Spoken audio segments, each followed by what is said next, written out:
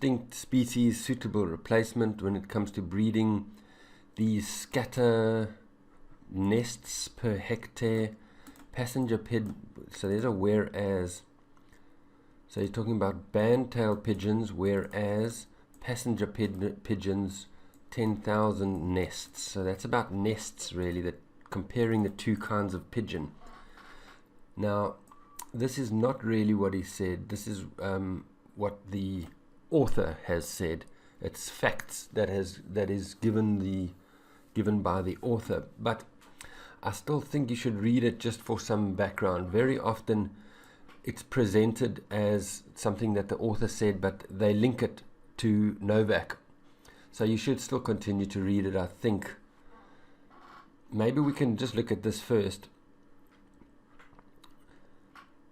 A hybridized band-tailed pigeon with an added nesting habits of a passenger pigeon could re-establish that forest disturbance, creating a necessary habitat, habitat necessary for a great many other native species. Okay, let's just look at these two and ignore this for now. Maybe we'd have to go back and see if we can find anything there, but this, I'll just highlight it all. That and that is what Novak said. It might be in here, but you should focus on this, the stuff that he actually directly said first, and maybe that can find us the answer. So there was stuff about nests, there was stuff about forests. Reintroducing an extinct species to original habitat. Yes, I saw habitat could improve the health of a particular species living there. Habitat was over here.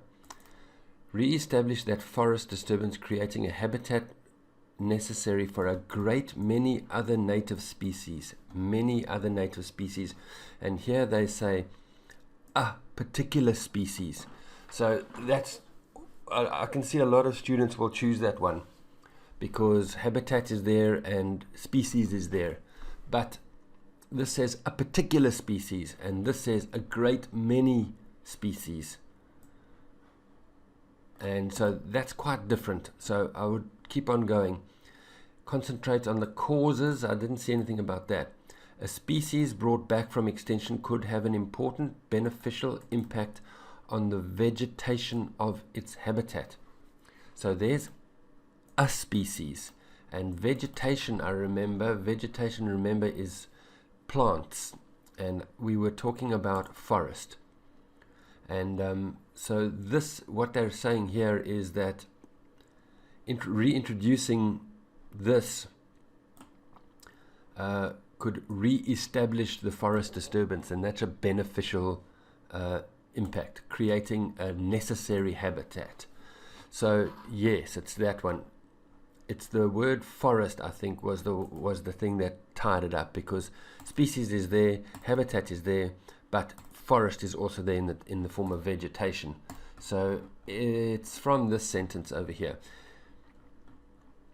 So that's great. That means we don't really need to go and read this, because we've actually managed to find it in what he said directly. 90% of the time it will be here or here. So check those two first, because that's like directly what he said.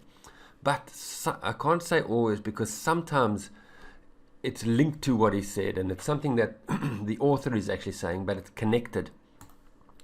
And so it might be in there somewhere, but 90% of the time it's going to be in one of these two. Great, I hope you understand that. So Ben Novak was this one over here. And then let's just check, because we've got 4. Current efforts at preserving biodiversity are insufficient. No. Okay. Let's go and look at Michael Archer. Michael Archer is this paragraph. Australia, well, you can just read this over here. There is no carnivore now in Tasmania that fills the niche which thylacines once occupied. And you kind of need to go and just look, see what is a thylacine, more commonly known as a Tasmanian tiger. So it's a kind of animal. So we're looking over here. There's no carnivore. A carnivore is an animal that eats meat, not plants. He points out that, so we want to keep on reading. There, in the decades since it went extinct, there's been a spread in this is difficult language, threatens the existence of the Tasmanian devils, the island's other notorious residents. So we're talking about the Tasmanian tiger and the Tasmanian devil. They say it's a resident, but it's an animal. An animal can also be a resident of a place. Thylacines, let's go over here. If that cancer had popped up, it would have burned out. The return of thylacines to Tasmania could help to ensure that the devils are never again subjected to risks. Very difficult, very difficult. You kind of had to read that whole paragraph to understand what was going on. And there was some very difficult language in that paragraph. So when you get something like this and you're just like, what is going on? Be prepared to skip it. But we can go and take a look. Don't let it eat your time, that's the thing. Reintroducing an extinct species to its original habitat could improve the health of a particular species. So yes, I understood this paragraph and I'm feeling good about it, because what they are saying is that if they reintroduce the thylacine, then it will help the health of the Tasmanian devil.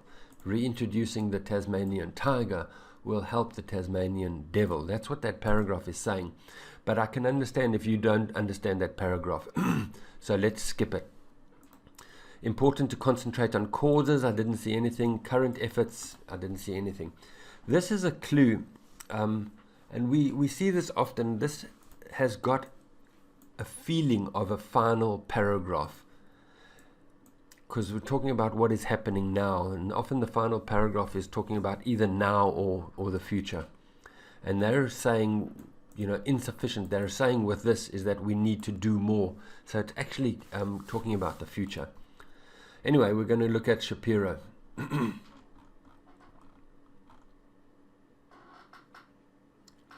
So the idea of de-extinction, we can reverse this process. Species no longer back to life. No, I don't think we can do this. There's no way to bring back something. Take the DNA as a template, insertion of strands. So the main thing about this paragraph is this sentence, the negative. He's saying, or she's saying, I don't think we can do this. Let's go on. There's more Shapiro down here. Many of the technologies can be used as a form of genetic rescue. She prefers to focus the debate on how this emerging technology could be useful. It's just detailed reading here, unfortunately, and you've got to just take a deep breath, read it slowly, and try and understand what they're saying. Went extinct in the first place. How we could use it to make genetic modifications. There's an incredible moral hazard. Not enough. And we have to take some risks. So probably not. Important to concentrate on the causes. And I did see something like that. She prefers to focus. To focus is to concentrate on the causes. How this could be useful. And here's the cause. Why they went extinct in the first place. That is the cause. So she prefers to concentrate on the causes. So that's fine.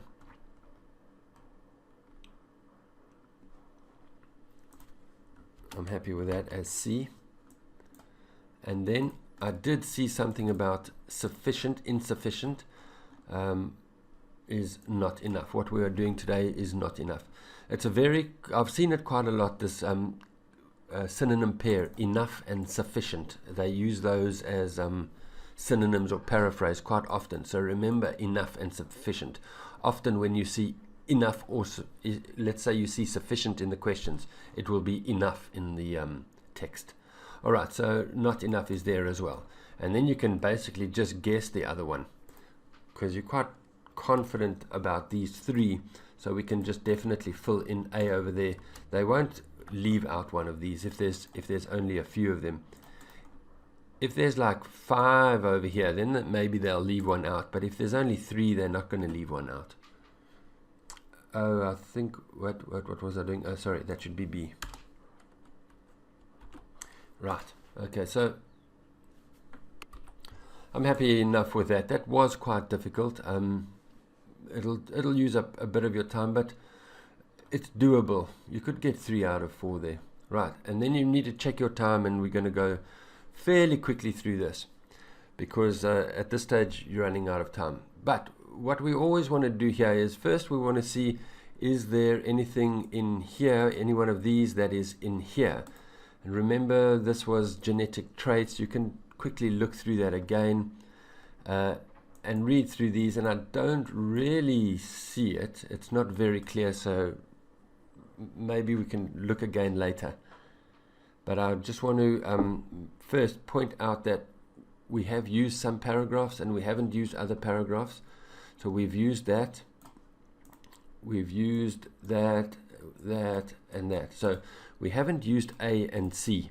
So that's where you want to start looking for these, because IELTS tries to use all paragraphs.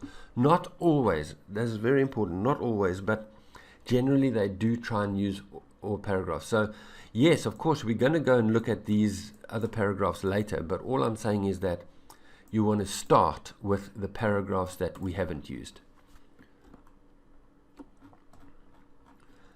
A reference to, so read them first. Reference to how further disappearance of multiple species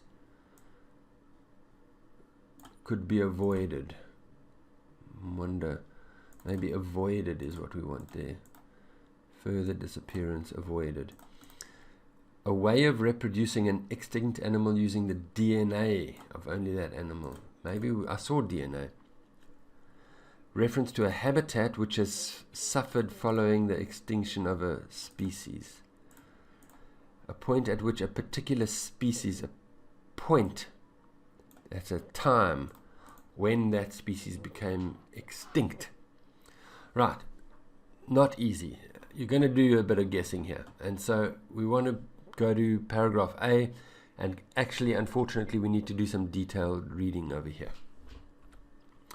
Right, so I'm not going to read the whole thing. I'll leave you to read it. But this is important over here.